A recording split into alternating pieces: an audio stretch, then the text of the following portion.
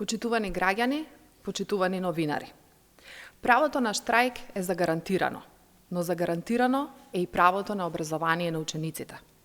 Како што веќе посочија и Народниот правобранител и УНИЦЕФ, правата на децата се и мора да бидат над се.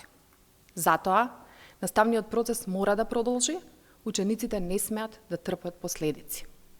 Владата предводена од СДСМ веќе подготви конкретно решение, а тоа е зголемување на платите во висина од 10%, односно плати повисоки од 2500 до 3000 денари по вработен.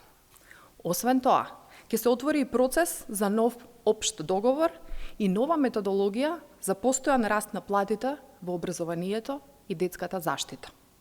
Со оваа методологија, висината на платата на наставниците, воспитувачките и негователките веќе нема да зависи од политичката волја на владите, туку ќе расте согласно методологија.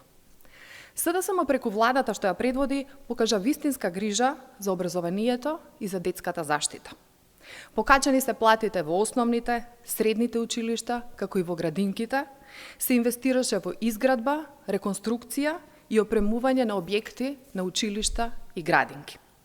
Следува и ново зголемување на платите, и тоа во време на глобална економска криза, и затоа СОНК треба да го прифати предложеното зголемување на платите, а децата да се вратат назад во воспитно-образовниот процес. Правата на децата се над се. Не смееме да дозволиме нарушување на наставата и евентуално пролонгирање на учебната година, кој ќе биде на штета и на учениците и на нивните родители. Ве благодарам.